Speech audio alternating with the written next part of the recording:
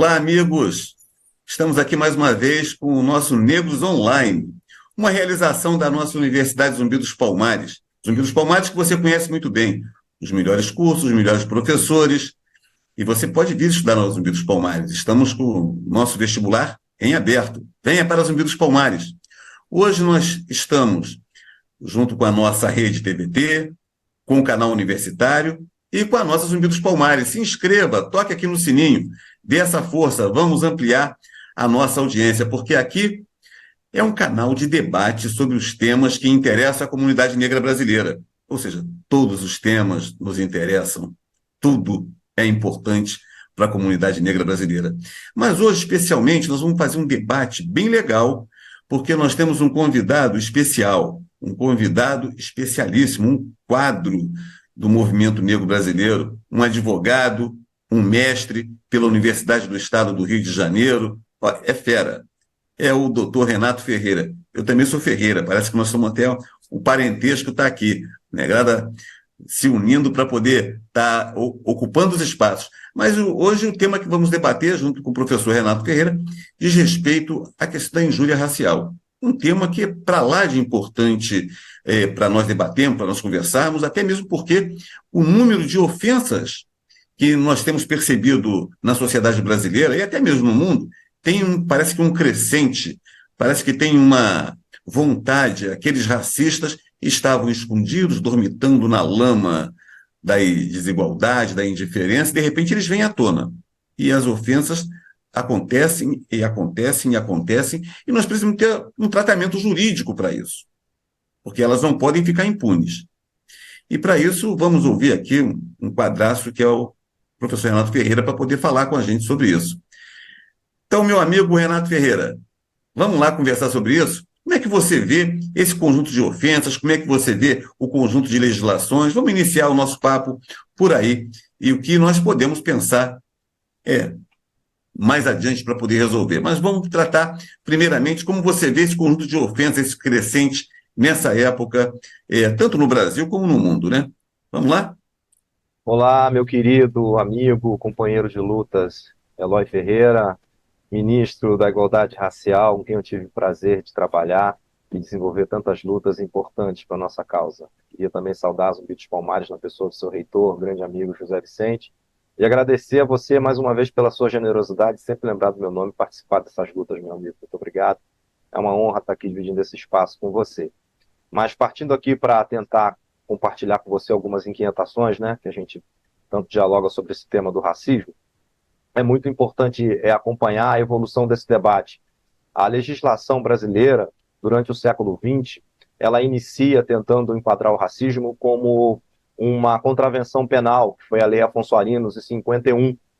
Lei Afonso Arinos, que depois foi revogada pela Constituição de 88, porque a Constituição de 88, por força do trabalho do movimento negro, né, tava tanta gente boa lá, o nosso querido Moura, né, também estava lá, eles conseguiram criminalizar o racismo, e o racismo passa a ser crime imprescritível e inafiançável. Logo em seguida, veio a lei CAO, né, o nosso deputado CAO, a lei 7716 de 1989, ela regulamenta a Constituição, dizendo quais são as condutas que seriam tidas como racismo, né, como crime de racismo. Então, geralmente, condutas que têm a ver com uma espécie de obstáculo para que a pessoa negra exercesse a sua cidadania no mercado de trabalho, nas Forças Armadas, na educação. Então, a legislação ela visava, de algum modo, proibir essas condutas discriminatórias. Depois ela amplia também, passa a entender que judeus e outros grupos minorizados também poderiam ser sujeitos, né, de direito dessas legislações. A grande questão é que, por ser a legislação uma legislação contra-hegemônica, né, e o racismo absolutamente banalizado na sociedade brasileira, o movimento negro começa a detectar, a partir da década de 90, que a legislação não tinha muita efetividade, porque o sistema de justiça, em especial, todo o sistema de justiça, desde a delegacia até os tribunais, não implementavam a lei antirracista como ela deveria ser implementada, ou seja, como crime imprescritível e inafiançável. Eles faziam o quê? Eles desclassificavam a conduta, racismo, para o crime de injúria, né? para o crime de injúria, porque geralmente essas condutas elas vinham muito fortalecidas por debates, né, entre o autor do delito e a vítima. E aí havia sempre uma desclassificação, a conduta passava a ser uma conduta de injúria. Então, houve todo um pedido para o senador Paulo Paim criar a figura da injúria qualificada. Então, criou-se a injúria qualificada no artigo 140, parágrafo 3º do artigo penal, e colocava o crime de racismo, ele começou a ser desclassificado para injúria qualificada. Então, há aí algumas pesquisas que mostram um salto enorme. Várias condutas que deveriam ser consideradas racistas, elas passavam a ser consideradas injúria qualificada.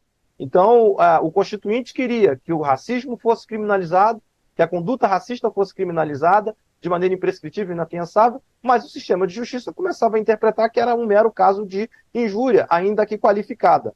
Porque a injúria qualificada não era imprescritível e não era inafiançável. Então começou-se a ter esse problema e havia uma questão de efetividade da legislação. O fato era o racismo, mas a punição caía na injúria qualificada e dificilmente chegava-se ao final do processo. As pesquisas começavam a mostrar isso. Então houve aí toda uma luta por conta do movimento negro. Mas, Renato, talvez você não veja que um aspecto que sempre me ocorre é que, a par da legislação exigir para que o operador do direito tenha bastante segurança, para que a sociedade tenha bastante segurança, é que é preciso bastante clareza no texto legal para que não tenham dúvidas. Mas não há também um pouco de leniência de alguns operadores do direito, ou de muito de racismo também, na hora de ler a legislação, para poder buscar não o enquadramento mais preciso que a gente está vendo?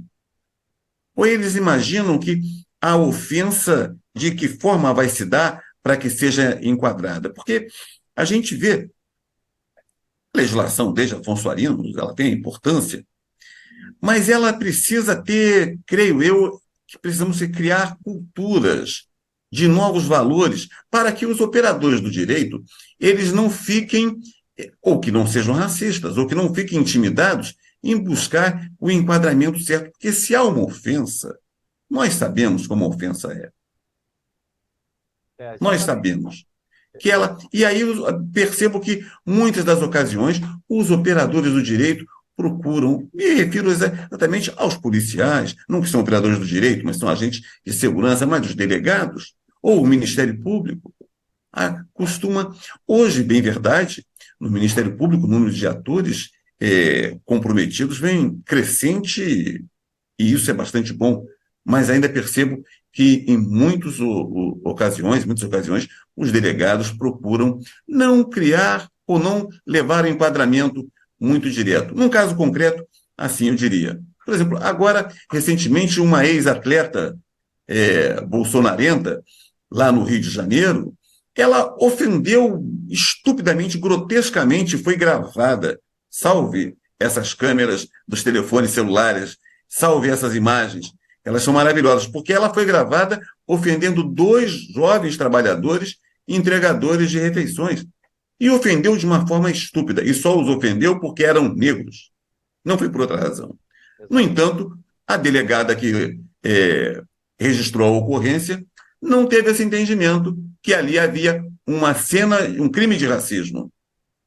Então é isso que eu gostaria de compartilhar contigo. Como é que você vê isso? A doutora Eunice Prudente, o Antônio Sérgio Guimarães, todos os pesquisadores que fizeram levantamentos empíricos dos casos apontam uma certa... Renato, se você, eu acho que isso, vê se conseguimos assim ter o seu som melhor. Estão me ouvindo agora? Pode levantar um pouquinho mais o som. Estão me ouvindo agora? Agora sim. Então, a doutora Eunice Prudente, Antônio Sérgio Guimarães, dentre outros pesquisadores, Marcelo Paixão, várias pesquisas mostram exatamente isso que você falou de maneira empírica. A lei antirracista não é cumprida porque o sistema de justiça é leniente com o racismo. Vamos lá, o sistema de justiça é composto por pessoas brancas que não tiveram formação adequada na questão jurídica. Todo o sistema de justiça, não são só os juízes, delegados, promotores, defensores, mesmo advogados, desembargadores. Então, os casos de injúria racial acabavam sendo arquivados, na maioria das vezes, e não levavam à prisão ou à punição mais severa das pessoas que cometiam crime.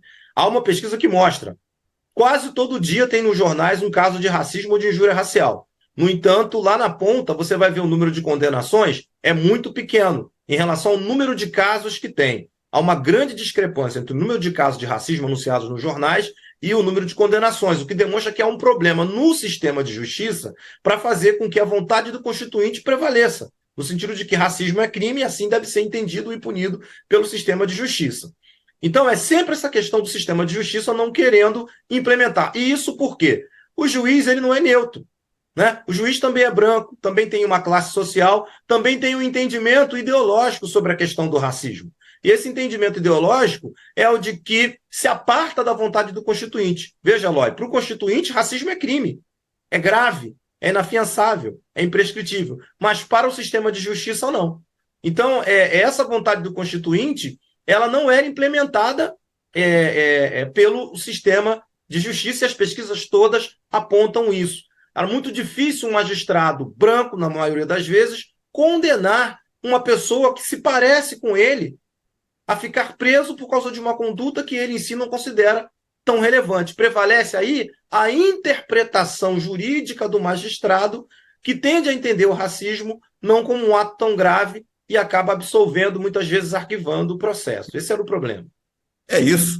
Olha, nosso tema hoje, injúria racial, aqui com o professor Renato Ferreira, está desse tom. Aqui é nossos Negros Online, a nossa Zumbi dos Palmares. E isso é muito real. Você colocou uma expressão muito boa nessa fala, que é o seguinte: como condenar alguém igual a mim? Parece os policiais, eles quando entram numa abordagem, eles não têm dúvidas de condenar, às vezes condenar, julgar e até executar negros e negras nas suas abordagens. Mas, em relação aos não negros, é isso, como condenar? Eles não condenam. Então, a bem da real, na real, no duro, para usar a expressão do nosso dileto José Vicente, nosso reitor, e até de outras expressões, é o seguinte: legislação nós temos.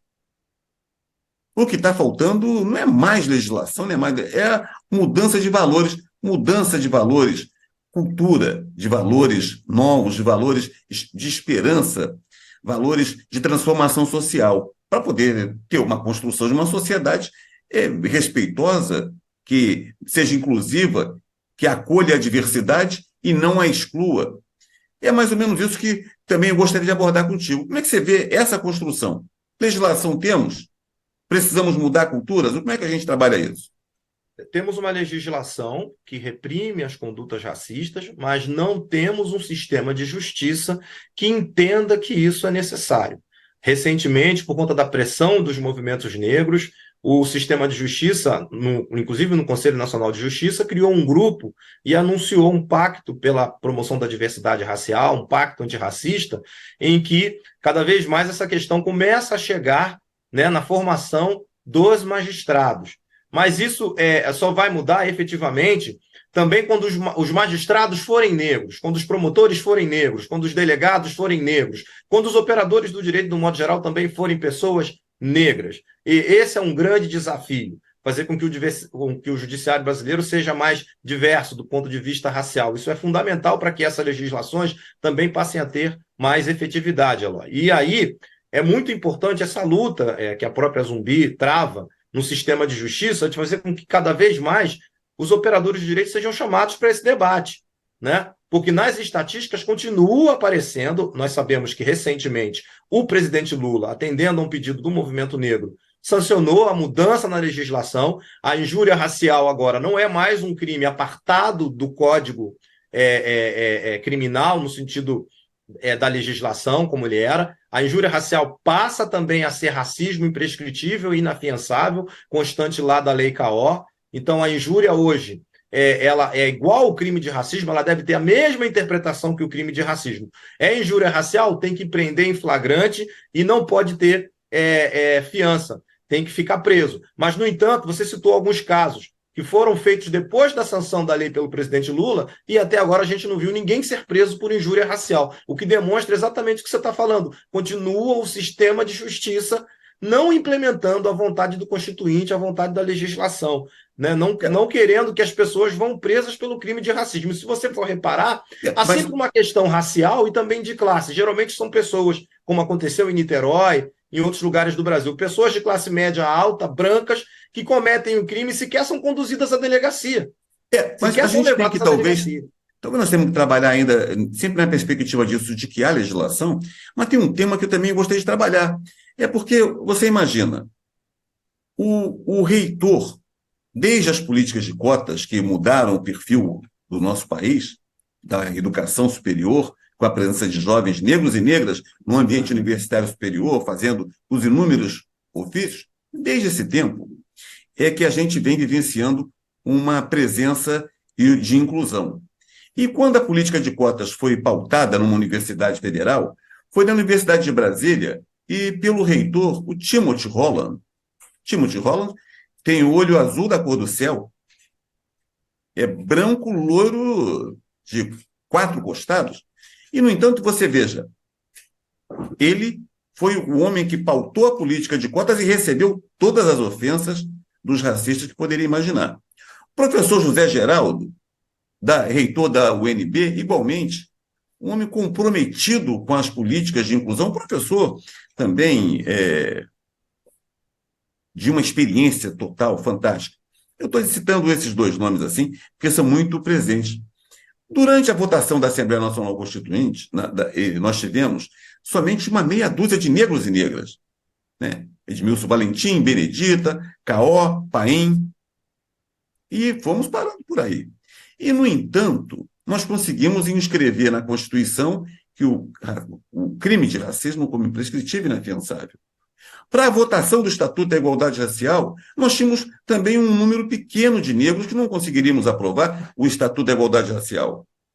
Eu estou querendo dizer é que o combate ao racismo não é uma causa exclusiva de negros e negras. Não basta só que nós estejamos presentes em todos esses ambientes. Nós precisamos estar presentes em todos esses ambientes. Mas não creio que nós precisamos mudar também esse universo da cultura antirracista, porque essas pessoas que eu citei e até o esforço que fizemos para poder aprovar o Estatuto da Igualdade Racial e como dispositivos da Constituição da República que favoreceram a comunidade negra, quilombola, a comunidade indígena, nós tivemos o envolvimento de não negros nisso. Então, cito isso porque a luta antirracista não é só nossa, é da sociedade brasileira, é de negros e não negros, porque senão a gente pode ficar restrito a nós não estarmos sozinhos. Como é que você vê isso? Acho fundamental essa sua forma de tratar a questão. O movimento negro brasileiro pautou a questão racial na Constituição, ou seja, a questão racial foi constitucionalizada. E, a partir daí, os direitos da população negra foram constitucionalizados, né? Então, mas não houve nenhuma reformulação no sistema de justiça para que esses direitos fossem levados à prática. Sequer há varas especializadas, tanto federais quanto estaduais, para fazer com que esse processo fosse acelerado. Então, você tem uma legislação, o direito público subjetivo, mas você não tem o direito processual. Você não tem as medidas processuais necessárias para fazer com que isso se efetive. Verdade. E quando a gente está falando de sistema de justiça, é bom a gente entender a formação do sistema de justiça. A formação do sistema de justiça, você sabe muito bem, como um grande jurista que você ela é extremamente eurocêntrica. Ela não leva em consideração essa riqueza, esse debate, a contribuição da população negra para a formação do Brasil, para a democracia do Brasil. Então, isso reflete muito na interpretação que os magistrados vão fazer dessas legislações que eram consideradas marginais nesse processo. A gente vem avançando muito em função da luta do movimento negro. Agora, é preciso deixar claro que a questão é republicana, ela foi constitucionalizada. Portanto, é uma questão, como você bem tratou, para o Estado brasileiro. O movimento negro não pode continuar, no século XXI, sendo o único a querer que essas questões sejam relevantes para a República do Brasil. O movimento negro, juntamente com mais setores progressistas, como alguns deputados parlamentares, como você citou aí, é importante que o Poder Judiciário, sobretudo, que é poder, tenha essa postura que o Legislativo teve ao aprovar o Estatuto da Igualdade Racial e que o Supremo Tribunal teve ao aprovar as cotas raciais por unanimidade. né? É importante que o sistema de justiça entenda a necessidade de fazer essa transformação, fazer essa virada, de não permitir que nenhum caso de racismo fique impune. Perfeito, perfeito, perfeito. Perfeito, é isso. Negros Online, para poder debater aqui com o professor Renato Ferreira esse tema importante da injúria racial. No ano passado, antes das eleições, num encontro qualquer assim de campanha, encontrei com o presidente Lula, aí falava com ele ainda da importância da regulamentação do Estatuto da Igualdade Racial, que é um documento fantástico, de uma musculatura extraordinária. Nenhum documento é tão importante, tão forte, vigoroso, para poder construir políticas de ação afirmativa e combater o racismo, como é o Estatuto da Igualdade Racial. Mas aí o presidente Lula falou assim, nós temos... Aí foi por isso que lancei mão, até foi dessa fala, de falar que legislação nós temos fartas, como temos. O presidente Lula falou assim comigo, Eloy, como aí começamos a conversar sobre legislação. Eu falei, legislação, não, está vendo? Muita, né? Precisamos trabalhar uma cultura, construção de culturas, de novos valores. Porque vamos repisar esse argumento, essa fala que é simbólica, que é extraordinária. Cara. Extraordinária, que é, não sei se é de Nelson Mandela ou se Martin Luther King. Às vezes fico em dúvida de quem citou, se foi um outro grande filósofo. Mas ninguém nasce odiando ninguém. Eles aprendem a odiar. Então, se eles aprendem a odiar, quem sabe, desde a mais tenra idade, eles não aprenderão também a entender e a amar. É isso que nós estamos desafiados a pensar o tempo inteiro. Porque o racismo parece que ganhou uma musculatura nesses dias. Talvez não. Ele sempre teve aí. Aquilo que aquele segurança lá na Espanha fez com um dos colaboradores do Vinícius Júnior, mostra os racistas nunca tiveram escondidos. Ele premeditou, levou uma banana no bolso para dizer como ele trataria a questão racial. Não foi assim? Esses são desafios. Então, talvez a mudança de cultura, os comportamentos, nem um pouquinho negligenciar as ofensas, punir os ofensores, individualizando as penas, porque quem ofende tem que ser punido individualmente. Não pode ser estender a ofensa dele ou a sanção a ele para outros. E 2, construir um novo ambiente para que a humanidade tenha o respeito, tenha a acolhida da diversidade. Como construir isso? Estamos desafiados a pensar isso. Como construir? Vamos trabalhar intensamente para poder construir esse ambiente fraterno. E eu vejo, hoje, talvez, as tensões, porque nós estamos disputando postos que antes não disputávamos, não é não? Perfeito, Eloy. Essa questão de cultura que você falou é fundamental entender o que significa o racismo na história da humanidade. O racismo é um processo de desumanização das pessoas afro, né? De desumanização de africanos, que foram os que mais sofreram com o processo de colonização. Então, na história, eles foram desumanizados. Lembremos que, durante o período colonial, os africanos que eram sacados dos seus países, dos seus territórios para os países coloniais, eles eram coisa. Eles eram como somoventes. A nossa legislação civil tratava o escravizado como somovente, uma espécie de gado, né? Então, ele podia ser vendido, ser trocado, ser capturado, ser marcado, e isso era legal. Após a abolição... São parentes... que você acentua muito bem, tratados como semoventes, e o ex-presidente, que vai ficar inelegível a partir desse mês, provavelmente, em decisão do TSE, ele nos tratou como semoventes, disse que nós tínhamos que ser pesados por arrobas, e houve ainda negros e negras que ainda dedicaram o voto para esse homem. Então, desde o período colonial até hoje, essas ofensas estão aí presentes, é isso mesmo, semoventes nunca, né? Exatamente. Então, você tem o período da modernidade, não se tratou em nenhum país da diáspora, nas Américas, de recapturar a cidadania, a humanidade dessas pessoas. A luta antirracista é, antes de tudo, uma luta pela humanidade dos africanos e dos seus descendentes nas Américas e nos demais países do mundo. E em nenhum país isso conseguiu ser feito. Em nenhum país você conseguiu fazer com que pessoas afrodescendentes tivessem esse tratamento humano, digno, tivessem a sua dignidade humana de fato efetiva. O Brasil torna-se um país nas Américas que passa a ser exemplo para os demais países. Nenhum país tem o Estatuto da Igualdade Racial como o Brasil tem, Eloy.